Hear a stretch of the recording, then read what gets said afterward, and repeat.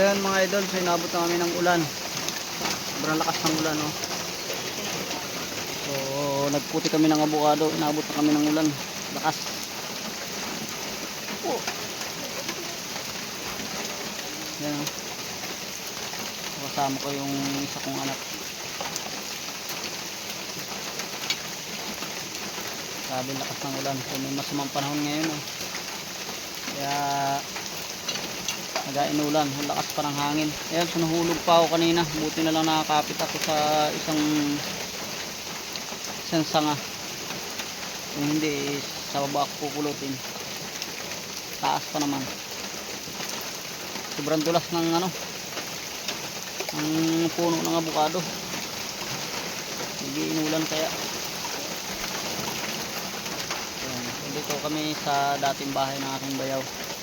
Dito rin ako dati tumira. So ngayon sira na. Wala na kayang nakatira ngayon. Nandun na kami sa kabila. Awan pa.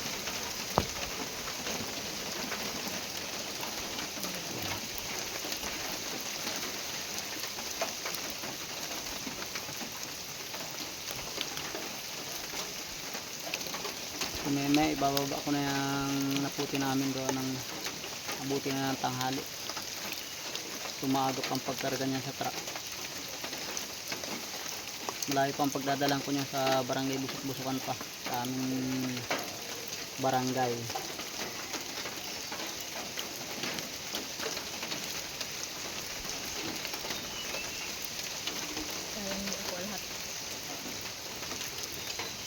Ang dami pang tira sa taas mga idol, oh. Sa hindi makita eh. Ang dami pang tira. So ang lakas ng ulan, sobrang dulas sa taas. So inabot na ako ng takot. Nervous na ako, nangangatog ang tuhod ko. Tinghapli ng aking ano, gas. Sakit.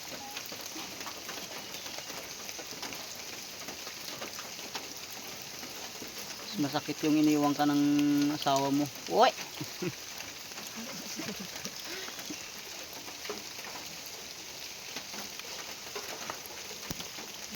Mahina lang. Tara na.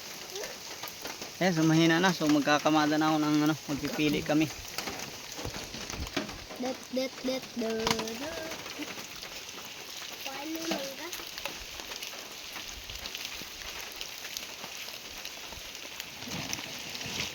Philippines Idol. Philippines Idol. Idolin. Ano yan? Mamaya na yan. Mamaya na yan. Yan munang trabaho.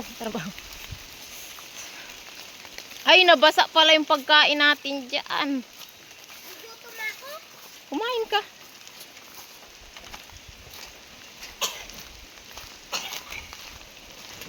Nabasa. Yan yung aming pagkain. Nabasa na. Ito na yung aming mga naputi. Napitas na avocado. Oh, ayan. Yan. So, ito. Pero, tapos meron pa dun sa Paragos.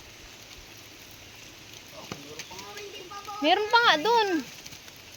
Saan ba kita mapadaan? Awan. Yan ang aming mga napitas. Pipilian namin ng ano. Baka may mga gas-gas.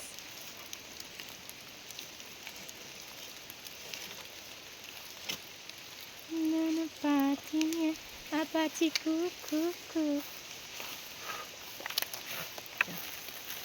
Kulang yata ang sako natin. Kulang pa. Bigat. So, bigat talaga ang avocado.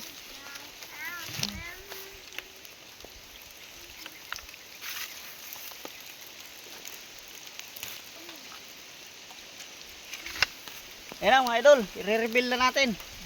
I-reveal.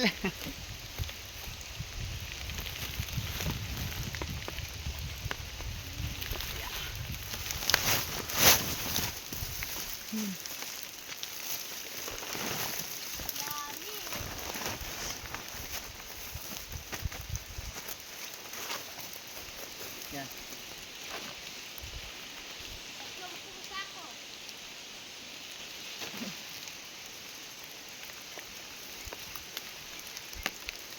Walwal ng ating short. Luag na. Luag na. Namamayat na tayo. Kulang ang pagkain. Ubusin mo yung avocado na yun. Taba ka dyan.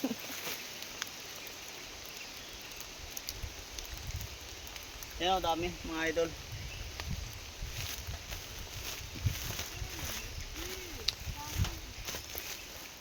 Picture.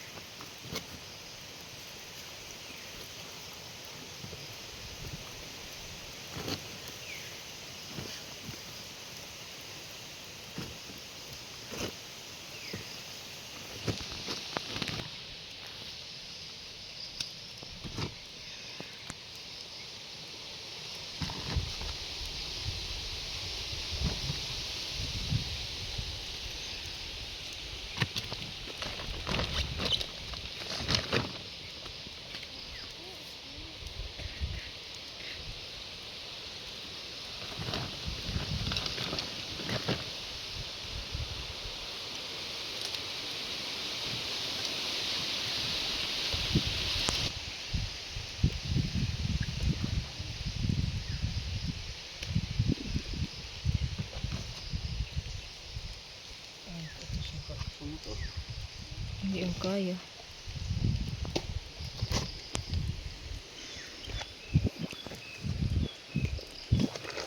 Malaki pa man yun ah. Ay, may ano. Yung sa ilalim.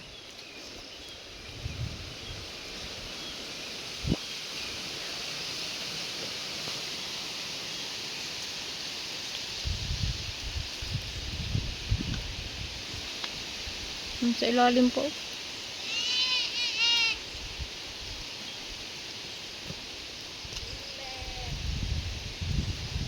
Dami.